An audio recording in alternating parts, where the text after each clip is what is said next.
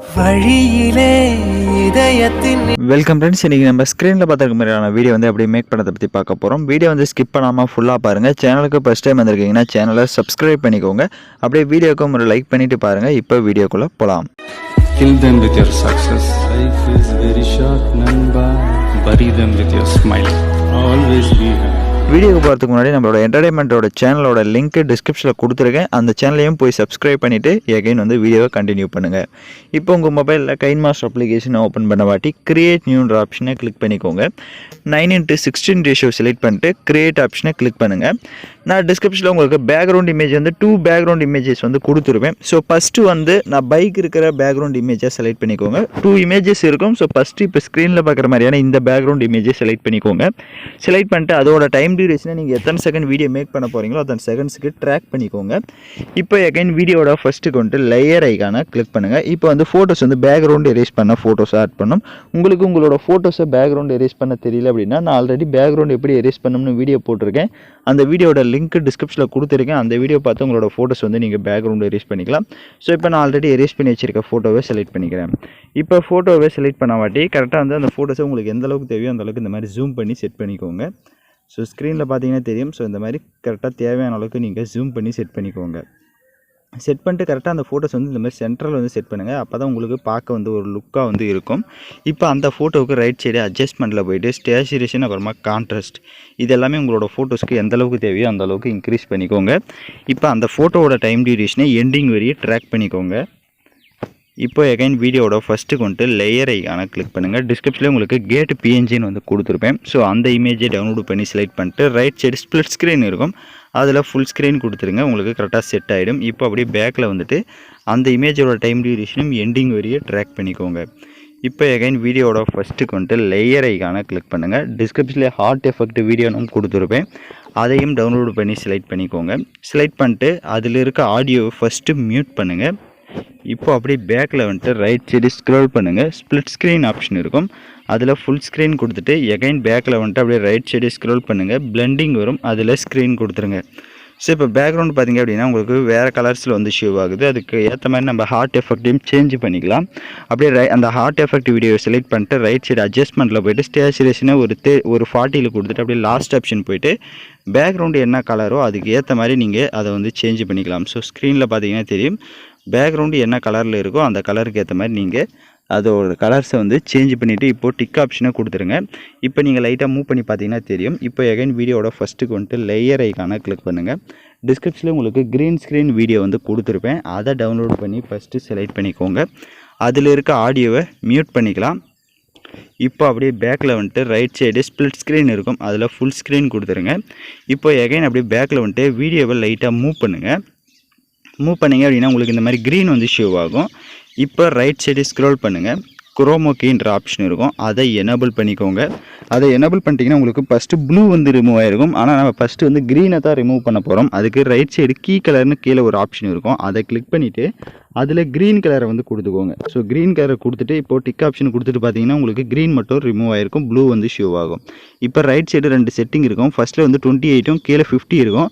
50 இருக்கிறத மட்டும் ஒரு 55 வந்து கொடுத்துட்டு இப்போது டிக் ஆப்ஷனை கொடுத்துருங்க. இப்போ இந்த வீடியோவை நம்ம எக்ஸ்போர்ட் பண்ணிக்கலாம். ஏன்னா நெக்ஸ்ட் ஸ்டெப்பில் தான் நம்ம ப்ளூ வந்து ரிமூவ் பண்ண போகிறோம். ஸோ தேவையான குவாலிட்டியில் வீடியோஸை எக்ஸ்போர்ட் பண்ணிக்கோங்க. வீடியோ வந்து ஸ்கிப் பண்ணாமல் ஃபுல்லாக பார்த்தா மட்டும்தான் நாம் யூஸ் பண்ணுற எல்லா ஸ்டெப்ஸுமே உங்களுக்கு கரெக்டாக புரியும். வீடியோ வந்து கொஞ்சம் ஸ்கிப் பண்ணிட்டு போயிட்டீங்க அப்படின்னாலும் உங்களுக்கு சில டவுட்ஸ் வரலாம். அதனால் வீடியோஸை ஸ்கிப் பண்ணாமல் ஃபுல்லாக வாட்ச் பண்ணுங்கள். சேனலுக்கு இப்போ தான் ஃபஸ்ட் டைம் வந்திருக்கீங்க அப்படின்னா சேனலை ஃபஸ்ட்டு சப்ஸ்கிரைப் பண்ணிக்கோங்க. கூட இருக்க பெல் பட்டனை கிளிக் பண்ணிட்டீங்கன்னா தான் உங்களுக்கு எல்லா நோட்டிஃபிகேஷன்ஸும் உடனடியாக வரும். இப்போது வீடியோவை எக்ஸ்போர்ட் பண்ண வாட்டி அப்படியே பேக்கில் வந்துடுங்க. பேக்கில் வந்துட்டு இதில் சில அட்ஜஸ்ட்மெண்ட் மட்டும் நம்ம இப்போ செட் பண்ணிக்கலாம். ஃபஸ்ட்டு அந்த ப்ளூ ஸ்க்ரீன் டெம்ப்ளேட்டை செலக்ட் பண்ணுங்கள். செலக்ட் பண்ணிட்டு லெஃப்ட் சைடு டெலீட் ஆப்ஷன் இருக்கும். அதை கிளிக் பண்ணி அதை ஃபஸ்ட்டு டெலீட் பண்ணிக்கோங்க. இப்போ பேக்ரவுண்ட் இமேஜிலேருந்து ஃபஸ்ட்டு வந்து நம்ம சேஞ்சஸ் பண்ணிட்டு வரலாம். ஃபஸ்ட்டு அந்த பேக்ரவுண்ட் இமேஜை செலக்ட் பண்ணுங்கள். ஸோ பேக்ரவுண்ட் இமேஜை செலக்ட் பண்ணிங்க அப்படின்னா ரைட் சைடு ரீப்ளஸ்னு ஒரு ஆப்ஷன் இருக்கும். அதை கிளிக் பண்ணிடுங்க. அதை கிளிக் பண்ணிவிட்டு நான் எகைன் வந்து உங்களுக்கு இன்னொரு பேக்ரவுண்ட் இமேஜை வந்து கொடுத்துருப்பேன். ஸோ அந்த பேக்ரவுண்ட் இமேஜ் அப்படியே செலக்ட் பண்ணிட்டீங்க அப்படின்னா அது உங்களுக்கு வந்து செட் ஆகிடும். ஸோ ரீப்ளஸ் ஆப்ஷன் யூஸ் பண்ணி கரெக்டாக பேக்ரவுண்ட் வந்து ஃபஸ்ட்டு சேஞ்ச் பண்ணிக்கோங்க. இப்போது அப்படியே அந்த கேட் இமேஜை செலக்ட் பண்ணுங்கள். ஸோ நம்ம கீழே கேட் இமேஜ் ஆட் பண்ணியிருப்போம். அந்த இமேஜை செலக்ட் பண்ணிட்டு அப்படியே ரைட் சைடு அட்ஜஸ்ட்மெண்ட்டில் போய்ட்டு லாஸ்ட் ஆப்ஷன் போய்ட்டு அதோட கலரை வந்து க்ரீனாக சேஞ்ச் பண்ணிக்கோங்க. ஸோ ஸ்க்ரீனில் பார்த்தீங்கன்னா தெரியும். ஸோ அந்த கேட்டோடைய கலர்ஸை வந்து இந்த மாதிரி க்ரீன் கலருக்கு சேஞ்ச் பண்ணிவிட்டு இப்போ டிக் ஆப்ஷனை கொடுத்துருங்க. இப்போ நெக்ஸ்ட் வந்து ஹார்ட் எஃபெக்டை சேஞ்ச் பண்ணிக்கலாம்.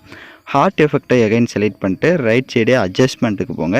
அட்ஜஸ்ட்மெண்ட்டில் லாஸ்ட் ஆப்ஷன் போயிட்டு இப்போ அதோட கலர்ஸை வந்து நம்ம க்ரீனாக சேஞ்ச் பண்ணணும்.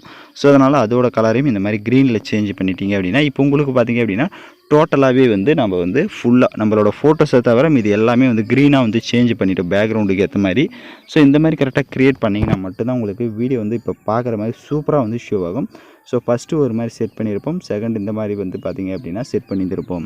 இப்போ எகைன் வீடியோவோட ஃபஸ்ட்டுக்கு வந்துட்டு லேயர் ஐகானை கிளிக் பண்ணுங்கள். இப்போ நம்ம கடைசியாக எக்ஸ்போர்ட் பண்ண அந்த வீடியோவை செலக்ட் பண்ணிக்கோங்க. செலக்ட் பண்ணிட்டு அப்படியே ரைட் சைடு ஸ்க்ரோல் பண்ணுங்கள். ஸ்ப்ளிட் ஸ்க்ரீன் இருக்கும், அதில் ஃபுல் ஸ்க்ரீன் கொடுத்துருங்க. இப்போ வீடியோவை அப்படியே லைட்டாக மூவ் பண்ணுங்கள்.